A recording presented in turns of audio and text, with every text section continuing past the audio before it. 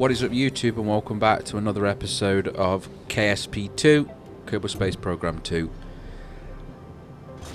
This episode is, well, you can tell by the thumbnail, but it's Operation Jool. So the next part in our primary quest is to put a probe around the orbit of Jool, not its many moons, of course, just Jool, the planet itself. Now, it is a long way away, and also the probe required needs to have an antenna with 86 gigamillion meters of range. Now, we currently don't have that, and because we are using the mod that allows us, or requires us, should I say, to have a signal to do anything, really, other than if a Kerbal's there, it is significant that we need to be able to get out there. Now, I know for a fact that we don't have the range to get out there. We've had the problem with Duna already. I have put up multiple satellites, what I've called long-range satellites, and tried to bridge the gap, but of course the planets are rotating around the sun, so there's a very good chance that the planets will be on the opposite side of the sun at some point in their orbit. So what I'm trying to do here is actually build a plane. Now, I'm not going to stay here for very long because it doesn't work. There's a lot of parts I'm missing. I don't have an air intake, which means that the jet engine won't work. I don't have a decent landing gear, so I can put on the front there, so I'm trying to fudge it with a landing leg. But all in all, this won't work. I've ignored the parts. Now, I was going to use it just to get some cheesy parts to go around the planet and get the science from the different biomes that are missing, because there is quite a few still. We do have the mod that is called Science Archive with a K to show where science is. Predominantly, though, we need to push a lot more science out to get to the tier 3 research, which is the antenna that we do need. To give me some decent range in space, to basically do a few things, along with time warp, of course, I'm going down the xenon path now. The xenon gas is very, very good in terms of ISP. So for thrust to weight ratio, it's terrible, of course. You will not use this in an atmosphere at all, even Mimas or anywhere like that. It would not work. But its ISP is 4,500. Which means a simple small rocket with a 1 fuel tank of fuel and 1 xenon engine will get you about 30 to 40,000 delta V. Now, although that is very significant in the form of travelling around space and moving from body to body and sphere of influence to sphere of influence, remember that it is so poor on thrust that you're talking 5, 3, 2 hour burns to achieve these said thrusts. I think to burn about 500 delta V, it takes about 3 hours, something like that. But the range is there, and what I want is to try and get some of these long range satellites out there so that we can get a bunny hop on the signals using the relays. And it has to be relays because only relays will relay a signal.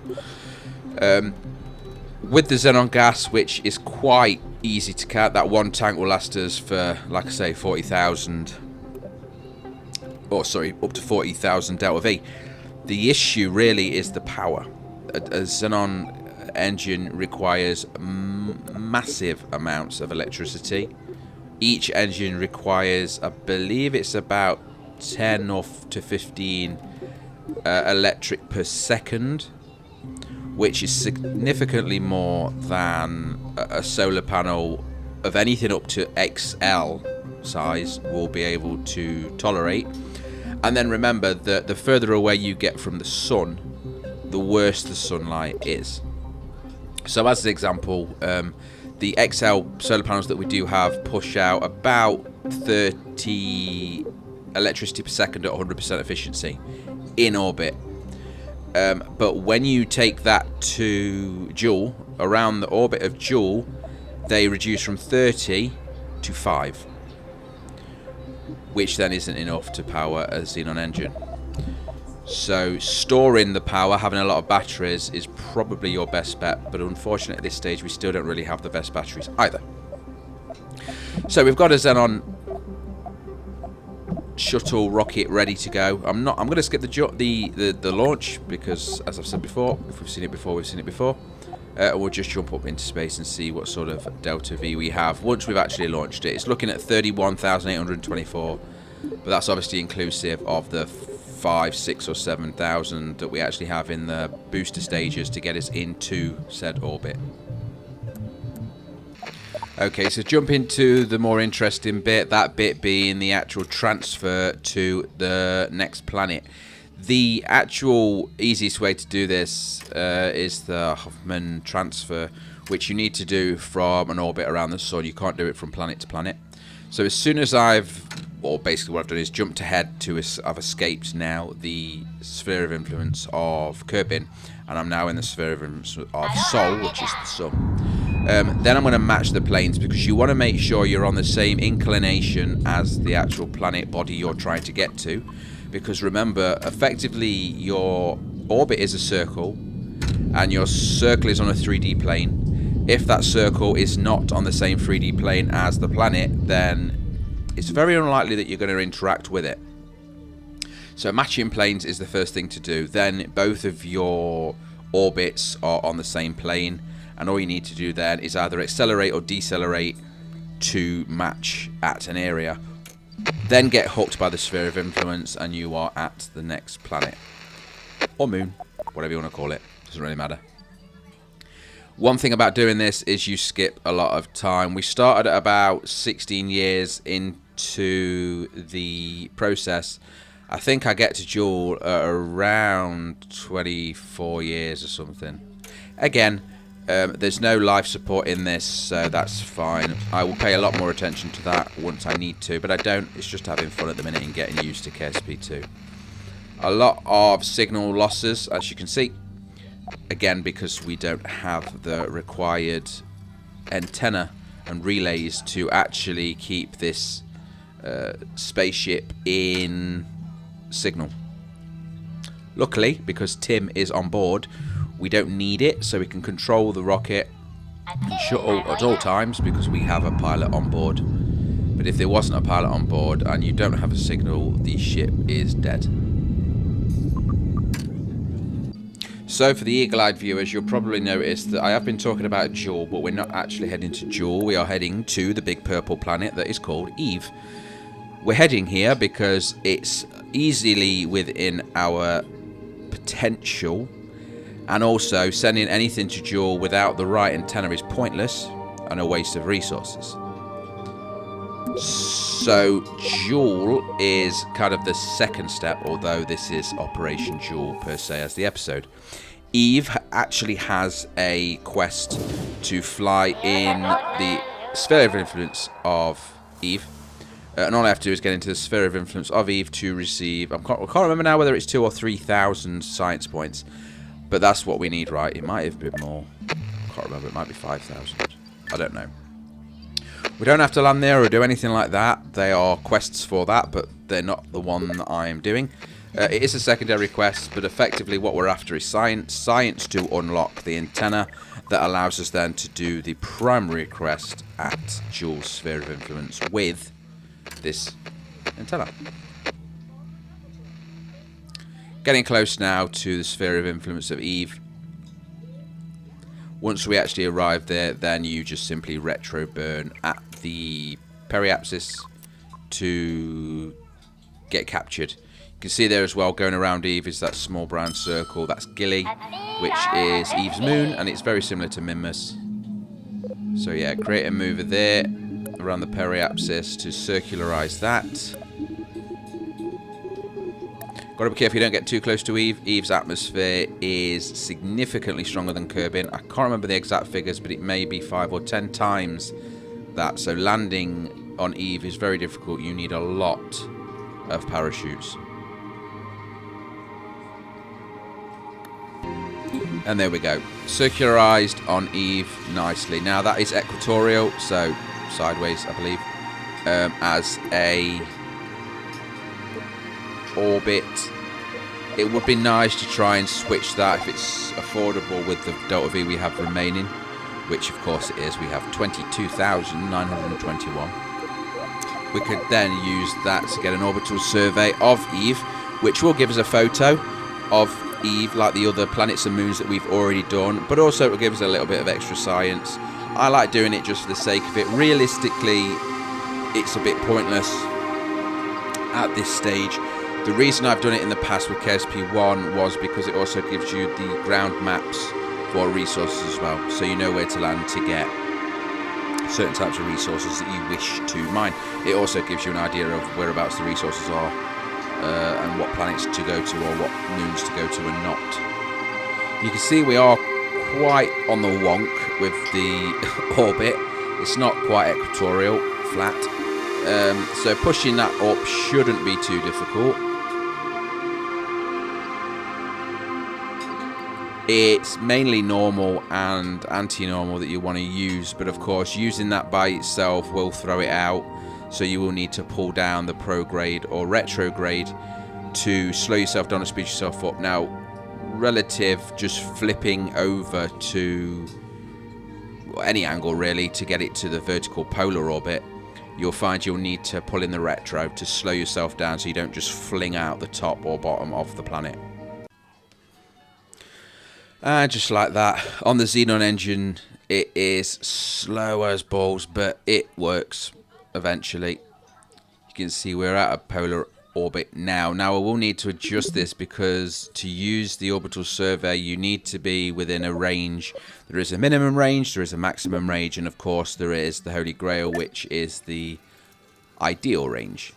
And that's the range that we want to aim for, or thereabouts. Though with Xenon engines, it's going to be a slow process, so likely I'll get aboard and just make do. We need to be at 1100 kilometers to get the maximum range, and we're at 1300 as you can see there. So I am burning that Xenon engine with all of its might. And again, remember it's got 0.2 kilotons of thrust, but its ISP is through the roof. Now we can fast forward through this,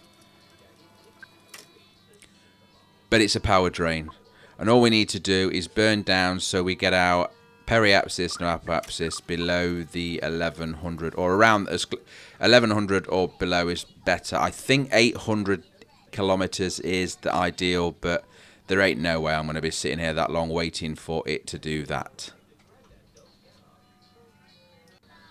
Close, but no cigar quite yet, and it is taking a long ass time, and running out of power, electric charge, is very frequent. Fast forwarding works, of course, but if you're running out of power, you're running out of power. So for now, let's continue with the mission that we're here for. Looking inward is the sphere of influence of Eve that we needed, and it is indeed 3,000 science points, which is a nice chunk of change for us. Landing on Eve will give us 8,000, but we need to take 10 Kerbals with us. That'll be fun. Perform an experiment of the orbit of Gilly, okay, and land in the mole hole. Yeah, that word. Hard to say. Anyway, some reasonable points there. Landing on specific areas is always fun to watch if you're watching me, I guess. But we will take that 3,000 points over now, and we need to go straight into heavy rocketry because we need deep space probes. You can see there, which is 1,400 points. But heavy rocketry is 1,400 points also. So that's 2,800 points in total. And we know what that means. Why I'm delaying it, I don't know. But that means that we do have enough points to unlock deep space probes and get the antenna that we've been needing to do Operation Jool. And there we go. So now we can get over to building a new rocket and looking at how far away Jool really is. Just before I do that, actually, I'm going to throw up a new long-range sort of satellite for the Kerbin sphere of influence, so that we do have that as a way to communicate easily with the ones that are already out there quite far out as well. It will give better communication, but also as sort of a guarantee that we can get a signal from Jool to the KSC through this.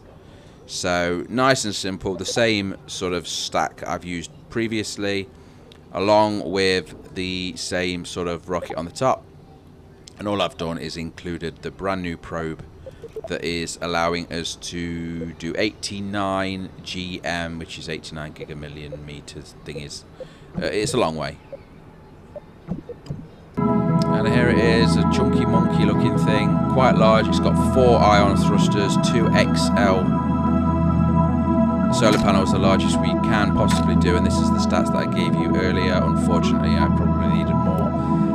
Quite a few batteries, only 6,500 storage though on the EC, because it's all we have in terms of batteries at the minute, unfortunately. You can see the 2 satellites there, the 2 new ones, both the relay and the extended version.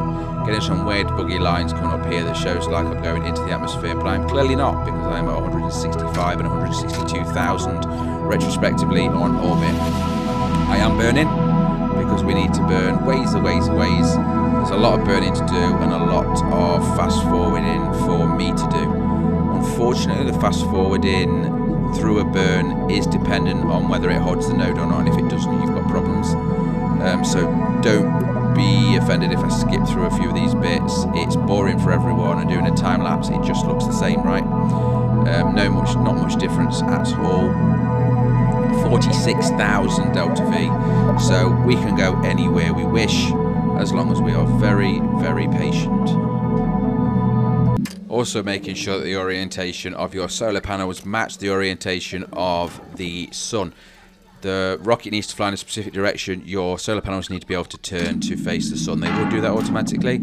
As you can see though here, I have actually ran out of electricity. This is a probe core, and it's still trying its hardest to burn, so every single bit of energy that the sun is providing those solar panels is going straight into the thrust. I can't turn them off because I have no connection. However, you can turn them off individually. I don't know why, but you can. So that is what I need to do. Upon turning them off, you'll see the energy, your EC charge, electric charge, will immediately start recharging. Now, burning and then waiting to recharge, burning and waiting to recharge. This is a little bit too painful. I want to use these just to talk about them, but I'm going to try and probably use the other ones moving forward. These are good for very, very long distances and probably even interplanetary, well no, intersolar, to be honest. But it's painful just to get to somewhere like Jool. You don't really need to use Xenon. They work, of course, and we can go from Jool to Dres to... You go to about probably 3 or 4 different planets just with this one ship. But it's slow, and I can't emphasize how slow. IRL, it took a good few hours to, mitigate my way through to Jool. Finally, with an intercept of Jool's sphere of influence, I can now just play around with the delta V to make sure that we get a nice pass. Not too close, not too far. I want it to be as cheap as possible. We only need to get into the sphere of influence of Jool, but I would like to try and get somewhere within the planets, or its moons, sorry, of its moons, so that if we do enough orbits, we'll get to bump into some of them, maybe. Tylo is obviously the end game for me anyway for colonization. And as it happens, Tylo is one of the quests moving forward anyway, though we can't colonize it because that's not in yet. So it's just a case of waiting now until we get to the sphere of influence of Jool. Once there, I'm going to have to retro burn my arse off to slow down enough to actually get an orbit here of Jool. Painful's not the word, but let's just see how it goes. So finally, in the sphere of influence, as expected, we can now just do our retro burn at the periapsis to bring that into a circle or eclipse.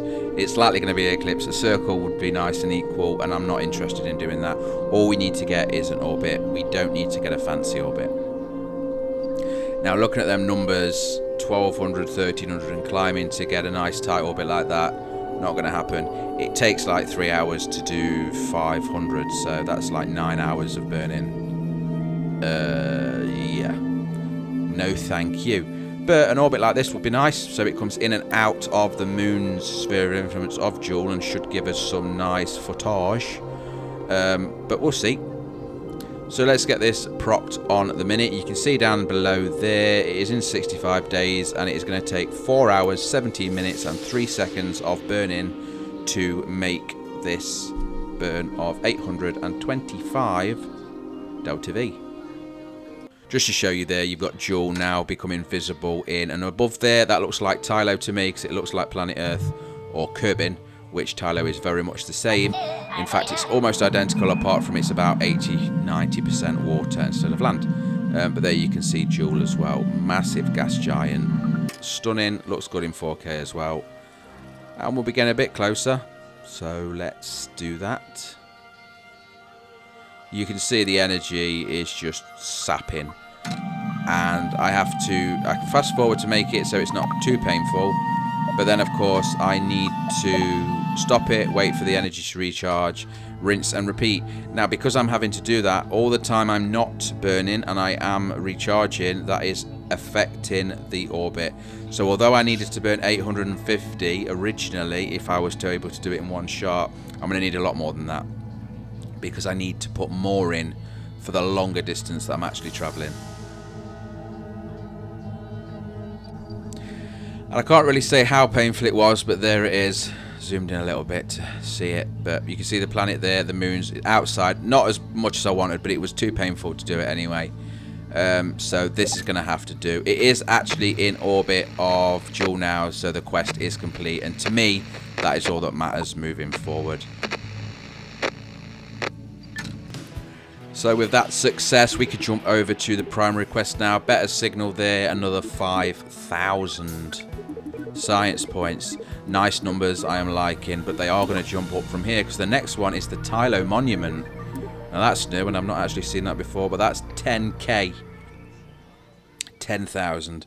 This is going to start chunking us through tier 3 into potentially tier 4 items. There are some really baby ones. I'll probably do them off camera. I'd like to try and complete as many as possible. Let me know your thoughts. Obviously, if there are comments that people want to see certain things, I will do so. And if there's no comments, then I'll likely do them lower ones off camera. There are some things here to get a transmission from the atmosphere of Jool. Atmosphere of Jool is huge, so that would be interesting. And a few other bits and bobs to do as well that I will, of course, be taking into consideration.